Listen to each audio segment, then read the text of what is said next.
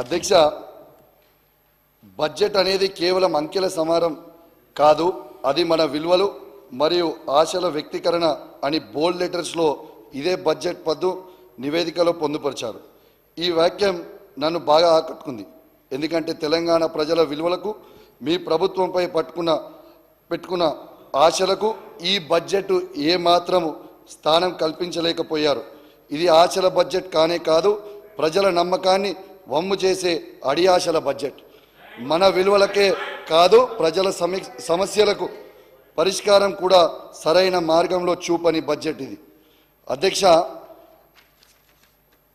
నేను ఈ బడ్జెట్ ఈ వ్యాఖ్యలు చూసిన తర్వాత ట్రాన్స్పోర్ట్ మీద పోయినప్పుడు ఈ బడ్జెట్ బుక్లో మొత్తం ఎత్తికిన అధ్యక్ష. ఆటో డ్రైవర్లకి 12,000 రూపాయలు ఇస్తామని ఎన్నికల సమయంలో మీ మేనిఫెస్టోలో, కాంగ్రెస్ పార్టీ మేనిఫెస్టోలో పెట్టి కనీసము 12,000 రూపాయలు ఆటో డ్రైవర్లకి ఒక్క మాట కూడా ఈ బడ్జెట్ బుక్లో పెట్టలే అధ్యక్ష. పెట్టకపోయేసరికి వాస్తవంగా నా హుజరాబాద్, జమ్మికుంట, ఇల్లంతకుంట, కమలాపూర్, వీణవంకలో ఉన్న ఆటో అసోసియేషన్లు అందరూ వచ్చి నన్ను కలిసి, అన్నా దయచేసి ఈ ఫ్రీ బస్సులు వచ్చినప్పటి నుంచి మాకు చాలా ఇబ్బంది అవుతూ ఉంది, కానీ ఫ్రీ బస్సులు కూడా ఇవ్వండి, అద్భుతమైన పథకం, ఇంకా బస్సులు పెంచండి అధ్యక్ష, ఇంకా బస్సులు పెంచండి, ఫ్రీగా ఇవ్వండి, నో ప్రాబ్లం. ఎందుకు తొందర పడుతున్నావు? ఏ తొందర పడ కాదు, మస్తు మాట్లాడేది, తొందర ఎందుకు పడుతున్నావు? ఫ్రీగా బస్సులు ఇంకా అద్భుతంగా పెంచాలని కూడా కోరుకుంటున్నా అధ్యక్ష. కానీ అదే విధంగా ఆటో కార్మికులను కూడా, ఆటో డ్రైవర్లని ఖచ్చితంగా వాళ్ళని కూడా మనము కాపాడుకోవాల్సిన అవసరం మన మీద ఉంది అధ్యక్ష. ఈ రాష్ట్రంలో దాదాపు 6 లక్షల మంది ఆటో డ్రైవర్లు ఉన్నారు అధ్యక్ష. దీంట్లో 3 లక్షల మందికి సొంత ఆటోలు ఉన్నాయి, ఈఎంఐల మీద కొనుక్కున్నారు. ఇంకా 3 లక్షల ఆటోలు రోజువారీ కిరాయికి తెచ్చుకుంటారు అధ్యక్ష. వీళ్ళకి కనీసం వాళ్ళ సొంత ఆటోలు ఉన్న వాళ్ళకి ఈఎంఐలు వెళ్తలేవు, కిరాయి తెచ్చుకున్న వాళ్ళకి కిరాయి కట్టే పరిస్థితి లేకుండా ఇబ్బంది పడుతూ ఉన్నారు. కాబట్టి దయచేసి వాళ్ళ మీద కోపం లేకుండా దయచేసి ఆటో కార్మికులకి వెంటనే న్యాయం చేయాలి. నెలకి దయచేసి వాళ్ళకు కూడా నెలకి 10,000 రూపాయలు మీరు కేటాయించాలని నేను విజ్ఞప్తి చేస్తూ ఉన్నాను అధ్యక్ష. అదే అధ్యక్ష, ఈ గవర్నమెంట్లో ఉన్న వాళ్ళందరికీ కూడా అడుగుతా ఉన్నా అధ్యక్ష, ఆటో డ్రైవర్ల ఓట్లు మాత్రం కావాలి, కానీ వాళ్ళ పాటలు మాత్రం అవసరం లేదా ఈ ప్రభుత్వానికి అని చెప్పి నేను అడుగుతా ఉన్నాను. ఇవాళ వాళ్ళు చాలా ఇబ్బంది పడుతూ ఉన్నారు అధ్యక్ష. దయచేసి ఇలా ఆటో డ్రైవర్లకి మద్దతుగానే ఇలా ఈ కాకి డ్రెస్ వేసుకొని ఉన్నా, మీరు మద్దతుగా లేకపోయినా ఇలా కేసీఆర్ గారి నాయకత్వంలో బీఆర్ఎస్ పార్టీ ప్రతి ఆటో డ్రైవర్ కుటుంబానికి అండగా ఉంటామని సభా సాక్షిగా చెప్తా ఉన్నాను అధ్యక్ష. దీంతో పాటు అధ్యక్ష, ఎన్ని ఇబ్బందులు అవుతా ఉన్నాయంటే అధ్యక్ష, దాదాపు 59 మంది ఆటో డ్రైవర్లు ఆత్మహత్య చేసుకున్నారు అధ్యక్ష. ఈ ఆత్మహత్యలు చేసుకున్నారు. దీంట్లో కరీంనగర్ జిల్లాలో కనీసం 6 ట్రాన్స్పోర్ట్ మినిస్టర్ గారు ఉన్న జిల్లాలోనే 6 ఆత్మహత్యలు చేసుకున్నారు అధ్యక్ష. ఇది వాస్తవంగా కావాలంటే ఈ రిపోర్టు మీ ద్వారా పంపుతానని చెప్పి తెలియజేస్తా ఉన్నాను అధ్యక్ష. ఒక దిక్కు వాళ్ళే బస్సులు పెంచాలంటారు.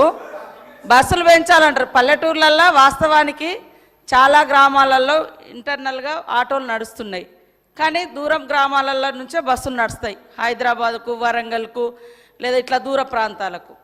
సరే, ఏదైనా సిటీలలో కొంచెం ఇబ్బంది ఉండొచ్చు, అది కూడా మా మేనిఫెస్టోలో పెట్టిన ప్రకారంగా మేము టైం తీసుకొని చేస్తాం. కానీ ఆటోల కోసమే నేను పుట్టిన ఆటోలే అంటారు. మళ్ళీ మీరే బస్సులు పెంచండి అని మీరే అంటారు. బస్సులు పెంచిన తర్వాత మరి ఆయనత ఒక్క ఆటో కూడా నడిచే పరిస్థితి ఉండదు కదా. మరి మీరు అసలు మీ వైఖరి ఏందో స్పష్టం చేయండి. మొత్తం ఆటోలను క్లోజ్ చేయాలనుకుంటే బాగా గల్లీకి ఒక బస్సు పెంచండి అని అట్లనే మాట్లాడండి. మినీ బస్సులు పెంచండి అని కూడా ఇందాక అన్నారు. మరి మినీ బస్సులు కూడా పెంచాలా, అది కూడా చెప్పండి. కాబట్టి ఆటో వాళ్ళని రెచ్చగొట్టడము, ఇతరులను రెచ్చగొట్టడం కాకుండా మరి మహిళలకు ఏది ఇవ్వద్దా?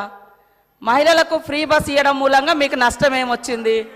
ఇవాళ మీరు ఇస్తాం ఇచ్చిన ప్రతి మాట నిలబెట్టుకుంటాం. అది కాంగ్రెస్ వైఖరి. కాంగ్రెస్ ఖచ్చితంగా మడమ తిప్పకుండా మాట తప్పకుండా ఇచ్చిన మాట నిలబెట్టుకుంటాం. కానీ ఒకరోజు బస్సులు పెట్టండి అంటారు, ఒకరోజు సపోర్ట్ అంటారు, ఒకరోజు ఆటో వాళ్ళని రెచ్చగొడతామంటారు. ఆటో వాళ్ళకు మీ హయాంలో మరి ఫ్రీ ఇన్సూరెన్స్, అదేవిధంగా రోడ్డు మీద ఫ్రీగా తిరగడానికి కావాల్సినటువంటి ఫెసిలిటీసు అవన్నీ ఎందుకు మీరు సహకరించలేదని నేను అడుగుతా ఉన్నా. కాబట్టి రెచ్చగొట్టే మాటలు కాకుండా వాళ్ళ సమస్యలు ఏమైనా ఉంటే మాట్లాడితే బాగుంటుంది. అదేవిధంగా బస్సుల పట్ల మీ వైఖరి కూడా స్పష్టం చేయండి. ఫ్రీ బస్ పెట్టాలా వద్దా? పెట్టడం మూలంగా ఎందుకు కడుపు మండుతుంది? ఇవాళ మరి గవర్నమెంట్ హాస్పిటల్స్లలో కూడా ఫెసిలిటీస్ పెంచుతున్నాం, దాంతో ప్రైవేట్ హాస్పిటల్స్ నడవకుండా అయిపోయే పరిస్థితి వస్తుంది. అప్పుడు కూడా బాధపడతారా ప్రైవేట్ హాస్పిటళ్ళ కోసం? అదేవిధంగా మీ లెక్క ఇవాళ కొంతమందికే రైతు బంధు ఇచ్చి పేదోళ్లకు కడుపు కొట్టినట్టు కాదు, పేదోళ్ళను కూడా ఆదుకునే ప్రభుత్వము, అన్ని వర్గాలను ఆదుకునే ప్రభుత్వం కాంగ్రెస్ ప్రభుత్వం. కాబట్టి పదే పదే ద్వంద్వ వైఖరి మాట్లాడకండి, ఒకటే వైఖరి చెప్పండి. మీ వైఖరి బస్సుల విషయంలో ఏంటిదో గదొక్కటి చెప్పండి. అధ్యక్ష పాపం మంత్రి గారికి తెలియదు అధ్యక్ష. దాదాపు ట్రాన్స్పోర్ట్లో ఉన్న ప్రతి డ్రైవర్కి కేసీఆర్ గారి నాయకత్వంలో 10 లక్షల మందికి 5 లక్షల ఇన్సూరెన్స్ చేసినాం అధ్యక్ష. పాపం మంత్రి గారికి నాలెడ్జ్ లేకపోవచ్చు. రెండోది అధ్యక్ష ఒక్క నిమిషం అధ్యక్ష, ఆటో డ్రైవర్లతో సహా చేసినాము. కౌశిక్ రెడ్డి గారు అడిగితే దానికి వివరణ నాలెడ్జ్ లేదంటే ఏంటి అధ్యక్ష వారు మాట్లాడేది? మహిళా మంత్రి అంటే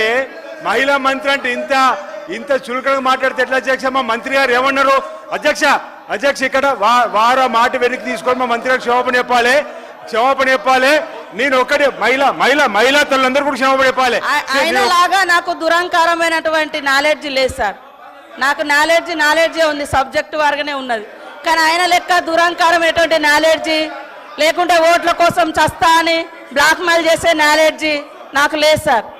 కాబట్టి ఆటో డ్రైవర్లు అనేక మంది గత ప్రభుత్వంలో ఇబ్బంది పడ్డమాట వాస్తవం. ఇవాళ మా పథకానికి ఆటో డ్రైవర్లకు అడ్డం పెట్టడం ఇది కరెక్ట్ కాదు. ఇది మహిళల కోసం పెట్టినటువంటి పథకం. కాబట్టి నీ దురహంకారం మాటలు మానుకో కౌశిక్ రెడ్డి. నీలాంటి దుర్మార్గపు నాలెడ్జ్ నాకు లేదు. నేను కరెక్ట్ ప్రజల కోసం ఆలోచించే నాలెడ్జే నా దగ్గర ఉంది. కొత్త సభ్యులు సరే, నేను కౌశిక్ రెడ్డి గారిని కోరుతా ఉన్నాను, ఒక గౌరవ మంత్రి గారిని ఆ విధంగా, దట్టు మహిళా మంత్రి గారిని ఆ విధంగా ఉద్దేశించి మాట్లాడటం సరికాదు.